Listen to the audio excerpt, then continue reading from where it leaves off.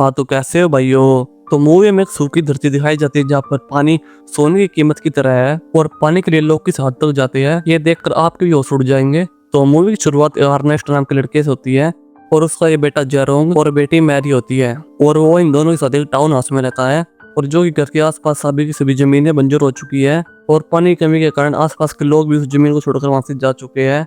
लेकिन अर्नेस्ट आज भी वहीं पर रहता है और उसको उम्मीद है एक दिन जब यहाँ पानी कमी नहीं होगी तो ये जगह दोबारा से हरी भरी हो जाएगी। और उनके पास एक गधा होता है और वो उसमें खाने पीने का सामान लोड करता है और वो खाना उन लोगों तक पहुंचाता है जो गहराई में पानी निकल रहे होते हैं। फिर अर्न उनको खाना और कुछ जरूरी सामान देता है जिसके बदले उसको पानी देते हैं और जो जमीन के अंदर से पानी निकाल रहे होते हैं वे सरकार के लिए काम करते हैं। फिर अर्नेस्ट उनके पास जाता है और जमीन को सींचने के लिए पानी मांगता है। फिर अर्नेस्ट अपने बच्चे साथ घर पर लौट रहा होता है और फिर तभी उसका गधा नीचे गिर जाता है और उसका पैर टूट जाता है। फिर अर्नेस्ट कहता है मुझे इसको जान से मारना होगा, लेकिन उसका बेटा उसको रोकने की कोशिश करता है। फिर अर्नेस्ट कहता है अब ये किसी काम का नहीं रहा है, इसका ये पैर टूट गया है और अब इसके इलाज के लिए ना तुम्हारे पास दवा है ना ही पानी है। और फिर वे मजबूरी के चलते उसको देखो वहाँ पर मार देते हैं। फिर हम अगले सीन में अर्नेस्ट की बेटी मैरी को देखते हैं जो कि मिट्टी से बर्तन को मान रही होती है और हमें यहाँ पता चलता कि इन लोगों के लिए पानी कितना महत्वपूर्ण है। लोग पानी को सोने चांदी की तरह समेट कर रखे हुए थे। फिर अर्नेस्ट अपने बेटे के साथ एक जगह पर जाता है जहाँ रोबोट्स की नीलामी होती है और अब अर्नेस्ट का गधा तो मर चुका था, अब उसको कैरी करने के लिए कुछ सामान तो चाहिए था, इसलिए वो रोबोट को लेने के लिए आ जाता है और वहाँ पे रोबोट को खरीद लेता है। और उस रोबोट के 4 पैर होते हैं और वो गधे की तरह ही काम करता है और उसका नाम सिम होता है। और रोबोट की नीलामी के समय वहाँ पर एक लड़का तो जिसका नाम फ्लेम होता है वो भी रोबोट को खरीदने में बहुत दिलचस्प होता है, लेकिन अर्नेस्ट बड़ी बोली लगाकर वहाँ पर जीत जाता है। फिर फ्लेम अर्नेस्ट से जलिश हो जाता है।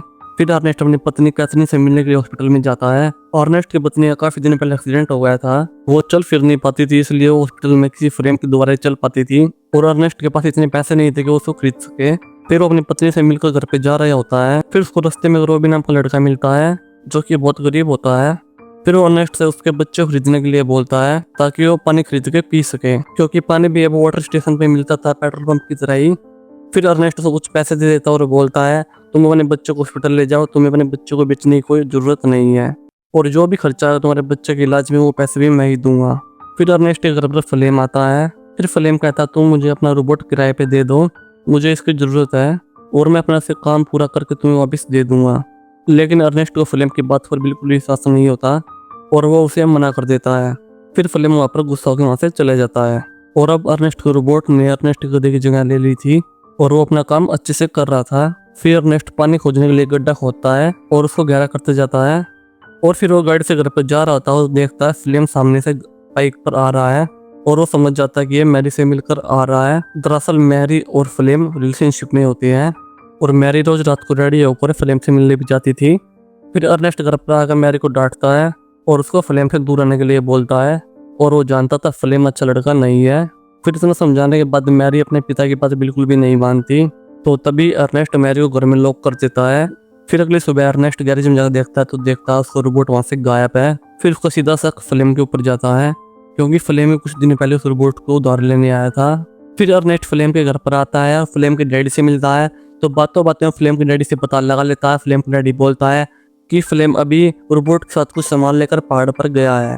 तो फिर अर्नेस्ट भी पहाड़ों पर ढूंढने ले जाता है तो तभी पीछे से एक आदमी उसको मुक्का मारता है और वो गिर जाता है और बेहोश हो जाता है। जब वो आँख खोलता है और देखता है जो पानी निकालने वाले वर्कर है उसको जान से मारने वाले होते हैं, क्योंकि उनका कहना था कि अर्नेस्ट ने उनका सामान चोरी कर लिया है और उन्होंने अर्नेस्ट को उसके रोबोट के साथ भागते हुए देखा है। फिर वे अर्नेस्ट को मारने के लिए आगे बढ़ते हैं, लेकिन अर्नेस्ट के हाथ में उसकी बंदूक आ जाती है और अर्नेस्ट वहां से भाग निकलता है और फ्लेम को ढूंढने लग जाता है। और फिर कुछ देर बाद फ्लेम उसको मिल जाता है और उन वर्कर का सारा सामान फ्लेम ने चुराया था। दरअसल फ्लेम इस सामान को सभी सामान को बॉर्डर के उस पर बेचना चाहता था ताकि उसको बहुत सारे पैसे मिल सके। फिर अर्नेस्ट फ्लेम को बांध कर उन वर्कर के पास लेके जा रहा होता है ताकि वो अपने आप को बेगुनाह साबित कर सके। फिर रास्ते में पानी न होने के बिना अर्नेस्ट को बहुत प्यास लगती है और उसका गला सूखने लग जाता है और उसकी हालत खराब होने लग जाती है। और फिर फ्लेम कहता है हम शराब पीकर भी अपनी प्यास को बुझा सकते हैं और फिर हम ये सामान बेचकर बहुत सारे पैसे कमा सकते हैं। फिर अर्नेस्ट पानी जो है दारू पीने लग जाता है,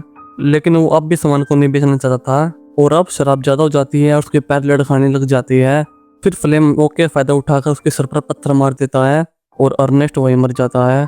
और इधर फ्लेम मैरी को लेके भाग जाता है और शाम होने की होती है और जेरोंग को शक होता है कि अर्नेस्ट अभी तक घर पर नहीं आया है, और फिर वो उसको ढूंढने निकल जाता है। फिर रास्ते में उसको शराब की बोतल मिलती है।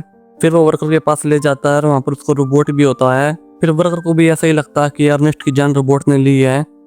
फिर अर्नेस्ट के मरने के बाद दोनों भाई बहन अंदर से टूट जाते हैं और अब ये दोनों अकेले हो जाते हैं क्योंकि उनकी माँ पहले से हॉस्पिटल में थी और अर्नेस्ट मर चुका था। फिर अर्नेस्ट के मरने के बाद उसका बेटा उस रोबोट को तोड़ने लग जाता है क्योंकि उसको लगता था कि उसने उसके पापा को मारा है। तो फिर वो अपना फ्लेम आ जाता है, उसको संपत्ति देने की कोशिश करता है कि हम अब भी सप्लाई का काम कर सकते हैं और उन वर्कर से सिंचाई के लिए पानी भी ले सकते हैं। लेकिन जेरोम कहता है कि वो कभी भी इस धरती पर खेती करने के लिए पानी कभी नहीं देंगे। तो फिर फ्लेम एक वर्कर को 2 शराब की बोतल देकर पानी देने के लिए मना लेता है। फिर वो वर्कर सरकार को बिना बताए उनको पानी देने लग जाता है। फिर पानी मिलते ही फ्लेम अर्नेस्ट की जमीन पर सिंचाई करना शुरू कर देता है। फिर देखते ही देखते वहाँ पर हरी भरी घास आ जाती है और फसल भी हो जाती है। फिर जेरोम और फ्लेम ये देखकर बहुत खुश हो जाते हैं और अब फ्लेम मैरी से शादी कर लेता है और उनकी फैमिली का हिस्सा बन जाता है। लेकिन उसको अंदर ही अंदर पता होता है कि उन्हें अर्नेस्ट के साथ क्या किया है। फिर एक दिन बैंक से लोग आते हैं और उस लोगों के अंदर फ्लेम के डैडी भी होते हैं। फिर बैंक के लोग फ्लेम को बोलते हैं कि जो ये जमीन है इस सरकार के हिस्से में आ गई है क्योंकि अर्नेस्ट ने बैंक से काफी लोन लिया था और फिर वो वापस नहीं दे पाया, इसलिए बैंक वाले उसकी जमीन पर कब्जा कर रहे हैं और अगर तुम्हें जमीन चाहिए तो तुम्हें अर्नेस्ट का जितना भी लोन होगा सभी चुकाना होगा। तो फिर फ्लेम रोबोट को गाड़ी में लोड करता है। फिर जेरोम उससे बोलता है तुम कहाँ पर जा रहे हो। फिर फ्लेम से इतना कहता है कि मैं पहाड़ों की तरफ जा रहा हूँ। तो फिर फ्लेम रोबी के पास जाता है जो अपने एक बच्चे को बेचना चाहता था।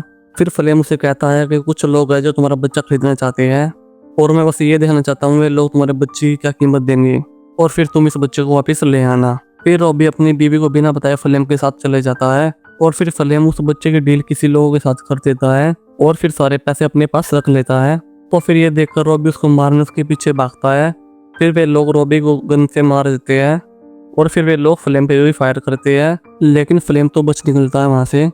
और उसी बीच एक गोली रोबोट के सेंसर पर लग जाती है और वो रिबूट हो जाता है और वो धीरे धीरे करके अपने मैन्युफैक्चर के पास जाने लग जाता है। फिर अगले सीन में फ्लेम मैरी के साथ बैठा होता है और फ्लेम बहुत खुश होता है क्योंकि उसने बैंक का सारा लोन चुका दिया था और जेरोम को लगता है कि उसने रोबोट को बेचकर ये बैंक का पैसा चुकाया है, इसलिए फ्लेम से पूछता है तुमने उस रोबोट को किसको बेचा है। फिर फ्लेम कहता है रोबी को, लेकिन रोबी तो मर चुका है। फिर हम देखते हैं रोबोट चलते चलते अपने उस आदमी के पास पहुंच जाता है जिसने उस रोबोट को बनाया था। फिर वो आदमी रेडियो को दोबारा जेरोम को बताता है कि तुम्हारा रोबोट मेरे पास आ गया है। फिर जेरोम बीच रास्ते में रोबी की पत्नी के हाथ में एक नकली बच्चा देखता है और फिर उसको फ्लेम के ऊपर शक होता है। और फिर जेरोम, मैरी और फ्लेम जब एक रेस्टोरेंट में खाना खा रहे होते हैं, फिर जेरोम फ्लेम से कहता है कि मैं अपनी माँ से मिलने के लिए हॉस्पिटल जा रहा हूँ, लेकिन बॉर्डर के उस पार जाता है जहाँ पर उस रोबोट को उस आदमी ने बनाया था और वो रोबोट के पार्ट को बदल कर एक नया रोबोट बना देता है। और फिर वो बताता है कि इसमें सेंसर की वजह से वीडियो रिकॉर्डिंग भी होती है। फिर जेरोम देखता है कि फ्लेम ने उस वर्करों का सामान चुराया था और उसने उसके डैड को मारा है और ये देख कर रोने लग जाता है और रोबोट को घर पर ले आता है। फिर जेरोम फ्लेम से पूछता है अगर तुमने इस रोबोट को रोबी को बेच दिया था तो ये रोबोट यहाँ पर कैसे आया। तो फिर फ्लेम बहाने बनाने लग जाता है। फिर जेरोम एक दिन फ्लेम को बोलता है कि मैंने आज रोबी से बात की और वो तुम्हें ढूंढ रहा है। फिर ये सुनकर फ्लेम बिल्कुल हैरान हो जाता है क्योंकि रोबी को तो उसने अपनी आंखों के सामने ही मारा था। फिर फ्लेम जेरोम के ऊपर गुस्सा होता है और बोलता है नहीं ऐसे नहीं हो सकता। फिर अगले दिन फ्लेम को एक लेटर मिलता है जो जेरोम ने रोबी के नाम से उसको भेजा था और उस लेटर में लिखा था मैं ठीक हूँ, तो मुझे पहाड़ों के पास आकर मिलो, मुझे तुम्हारी जरूरत है। तो फिर तभी फ्लेम पहाड़ों के पास जाने का फैसला करता है। फिर वो पहाड़ों के पास जाता है लेकिन जेरोम ने यहाँ पर पहले से जाल बिछा रखा था। वो एक गहरा गड्ढा खोद देता है और उसके ऊपर जाल बिछा देता है और कुछ मिट्टी डाल देता है और फ्लेम जब उसके ऊपर पैर रखता है तो उसी तरह गड्ढे में जाके गिरता है और फिर उसके पैर टूट जाते हैं। फिर वो हेल्प के लिए चिल्लाता है। फिर वहाँ पर जेरोम आ जाता है तो फिर फ्लेम जेरोम की आंख देखकर पता लगा लेता है कि अब जेरोम को सब कुछ पता चल चुका है और फिर जेरोम अपने पिता की गन से उसको सर पर गोली मार देता है और रोबोट के साथ घर पर आ जाता है। और मैरी को कुछ पता नहीं होता है क्योंकि मैरी अब फ्लेम के बच्चे की माँ बनने वाली होती है। फिर फ्लेम कुछ दिन तक घर पर नहीं आता तो मैरी बहुत उदास रहने लग जाती है। तो फिर वो जेरोम से पूछती है कि फ्लेम कहाँ पर चला गया है। तो फिर जेरोम उसको इंतजार करने के लिए बोलता है और अब फसल उगने के बाद उनके पास बहुत सारे पैसे भी थे और वो अब अपनी माँ को घर पर लाने का फैसला करता है और वे अब एडवांस फ्रेम को खरीद सकते थे। और मूवी यहाँ पर खत्म हो जाती है। मूवी अगर आपको अच्छी लगी वीडियो को लाइक करना एंड चैनल सब्सक्राइब करके बेल आइकन को प्रेस करना। मिलते हैं नेक्स्ट वीडियो के साथ।